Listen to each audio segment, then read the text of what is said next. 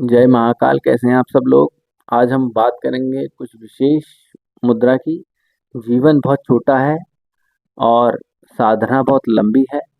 जीवन छोटा है लेकिन हमें साधना करनी होती है। इसी छोटे जीवन में पूर्ण साधना करनी होती है ताकि हम आगे बढ़ पाएं और अपने लक्ष्यों तक पहुंच सकें।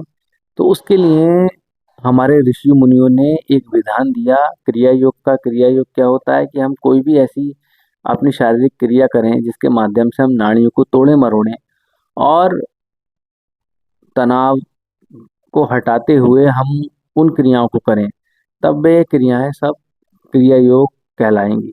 अब ये क्रिया योग हमारे शरीर में क्या करता है, हमारे शरीर में तमाम सारे जो भौतिक शरीर है हमारा, तमाम सारी योग विधियों के द्वारा तमाम सारे परिवर्तन इसमें चलते रहते हैं। जैसे कि हम भोजन ग्रहण करें तो भोजन ग्रहण करना तो हमने मुंह का दायित्व खत्म हो गया जब हमने ग्रहण कर लिया, लेकिन मुंह के बाद में सूक्ष्म सत्ता स्टार्ट हो जाती है, अर्थात हमारे सूक्ष्म शरीर की सत्ता शुभारंभ हो जाती है। वहाँ पर ये हमारे भोजन को डाइजेशन करने में, हमारे भोजन को पचाने में मुख्य रूप से कार्य में लाती है। तो सूक्ष्म व्यवस्था है, ये परजीवी की व्यवस्था है, तो एक अलग व्यवस्था है। लेकिन क्रिया योग एक मुख्य रूप से एक ऐसा विधान है जिसको करने से हमारे शरीर, भौतिक शरीर, सूक्ष्म शरीर, कारण शरीर तीनों स्थिर होकर के एक होने लगते हैं, सही दिशा में कार्य करने लगते हैं और हमको ये लगता है कि हम ठीक हैं और हम सही दिशा में कार्य करने लगते हैं। अर्थात ऐसा होता है कि हम डिसबैलेंस हो जाते हैं, दिशाहीन हो जाते हैं, लेकिन ऐसा नहीं होता। जब हम क्रिया योग करते हैं तब हमारी, अगर हम कितनी भी दिशाहीन हो जाएं, इधर से उधर भाग लें, सुनिश्चित हमें सही दिशा, सही ट्रैक की तरफ हम खुद ही अपने आप ही आ जाते हैं। बहुत से मनुष्य ऐसे होते हैं जो गलत ट्रैक पे चले जाते हैं, गलत चीज़ों में अपनी रुचि रखने लगते हैं, तो वहाँ पर उनकी अधोगति हो जाती है, उनकी जो है दुर्दशा हो जाती है। फिर बाद में वो लौट कर आते हैं तो वो पहले जैसी स्थिति उनकी नहीं हो पाती।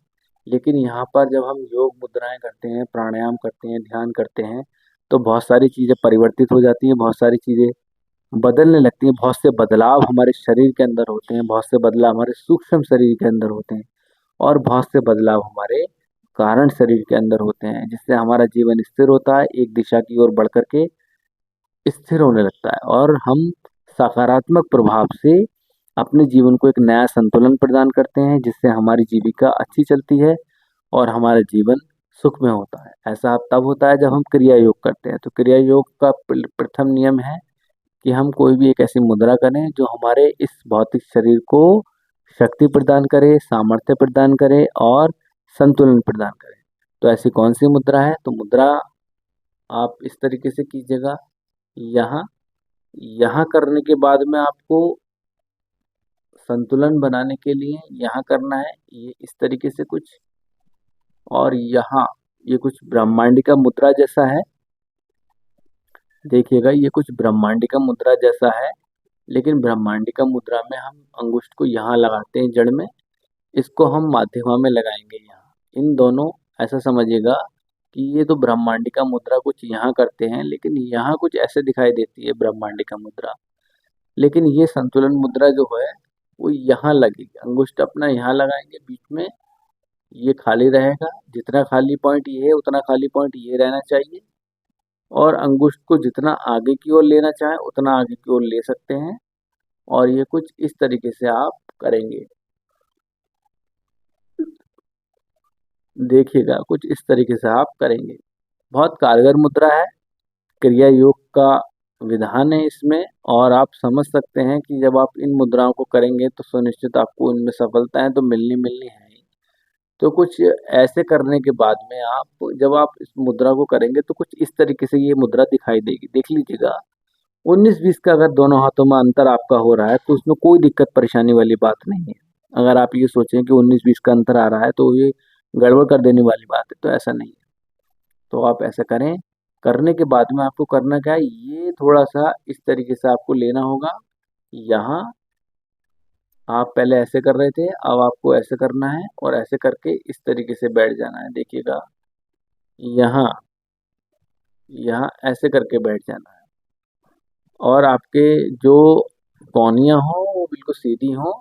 इस चीज़ का विशेष ध्यान आप रखें, कौनी बिल्कुल सीधी होनी चाहिए दोनों। मुड़नी नहीं चाहिए। अगर आपको असहूलियत हो रही है और आपको ऐसा लग रहा है कि आप ज़्यादा देर तक नहीं टिक सकते सीधी कोहनियों में, तो कोई बात नहीं, कोहनी थोड़ी नीचे लूज कर सकते हैं, अर्थात ढीली कर सकते हैं अपनी सहूलियत के हिसाब से, लेकिन वो बात नहीं आएगी। अगर आप सहूलियत से कर सकते हैं इस तरीके से तो कीजिएगा।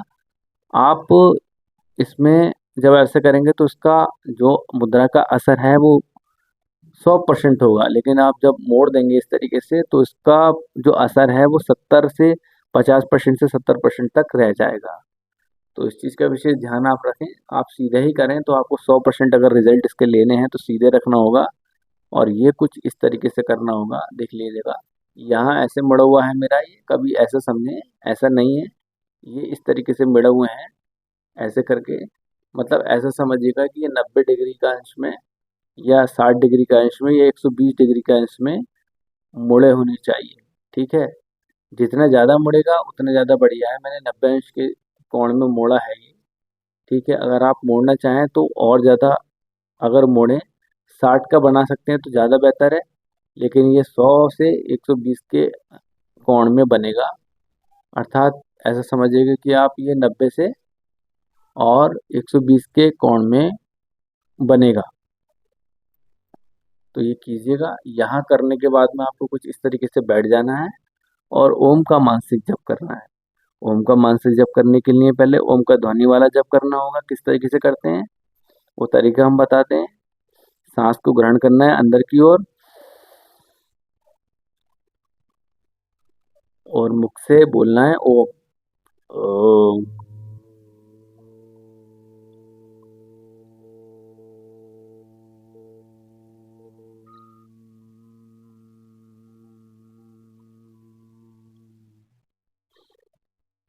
ओम।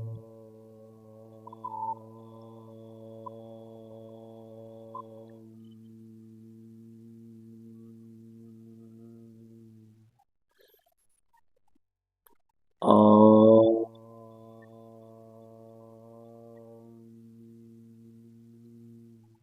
इस तरीके से समय कम है इसलिए मैं थोड़ा जल्दी में कर रहा हूँ, क्योंकि अगर ज़्यादा समय से करूँगा कि लगभग 2.5-3 मिनट का मेरा खाली ओम ही ओम है। तो ये प्रैक्टिस के ऊपर रहता है। आप जितनी अच्छी प्रैक्टिस करेंगे ओम में उतना अच्छा ओम लंबा होगा आपका, उतना अच्छा सुरीला होगा। जब आप ओम की ध्वनि करें तो सुरीली तरीके से करें, अर्थात अच्छी तरीके से निकालें। बारीक होनी चाहिए और धीमी होनी चाहिए। जितनी धीमी और बारीक ध्वनि निकालेंगे उतना अच्छा प्रभाव आपका पड़ेगा। इसको लगा लेने से, इस मुद्रा को लगा लेने से इसका फ़ायदा पहला ये है कि हमारे तीनों चक्रों पर कार्य करता है, सक्रिय करता है उनको। और हमारे अगर रोगों की हम बात करें, अगर हम बात करें अपने भौतिक शरीर के तमाम सारी बीमारियों की, तो हमारी लैट्रिन पेशाब से संबंधित जितनी भी बीमारियां होती हैं उसको नष्ट करने में ये मुख्य भूमिका में रहती है मुद्रा। और पाचन शक्ति से रिलेटेड जितने भी रोग होते हैं वो खत्म हो जाते हैं। हमारे शरीर में जितनी गैस होती है वो बननी बंद हो जाती है। रेस्पिरेटरी ऐसा सांस की अगर हम बात करें, श्वास प्रश्वास की गति को ये धीमा करती है, उनको संतुलन प्रदान करती है और ठीक तरीके से आप श्वास प्रश्वास की गति हमारी चलने लगती है। मन हमारा तेज हो जाता है, बुद्धि हमारी तेज हो जाती है, तीक्ष्ण हो जाती है और तर्क शक्ति हमारे अंदर आने लगती है। साथ में अगर हम उपलब्धियों की बात करें तो ये हमें कवित्व की शक्ति देती है। अर्थात कवित्व की शक्ति का अर्थ ये है कि हमें कवि बना देती है। अर्थात हम कुछ भी लिख सकते हैं, कोई भी कविता लिख सकते हैं, किसी भी प्रकार से कुछ भी लिख सकते हैं, गाने लिख सकते हैं, कुछ भी आप कर सकते हैं। इसमें कवित्व की शक्ति प्रदान करेगी ये मुद्रा, वाणी संयम की शक्ति प्रदान करेगी ये मुद्रा, वाक की सिद्धि की शक्ति प्रदान करेगी। बहुत सारी चीज़ें प्रदान करने वाली है। मैं बहुत चीज़ें बताता नहीं हूँ। आप जब साधना करेंगे तो सुनिश्चित आपको इनके अनुभव होंगे। स्वप्न में अनुभव हो सकते हैं, आपको चलते फिरते अनुभव हो सकते हैं, और जब आप आंख बंद करें तो बंद आंख में आपको दिव्य अनुभव हो सकते हैं। तो मिलते हैं अगली वीडियो में एक नई मुद्रा के साथ में। तब तक के लिए आप इस मुद्रा को अपने जीवन में अपनाइए और सुनिश्चित इसकी साधना कीजिएगा। 10 से 15 दिन की इसकी साधना है। साधना कर लेंगे तो अपना जीवन सफल कर लेंगे। जय महाकाल।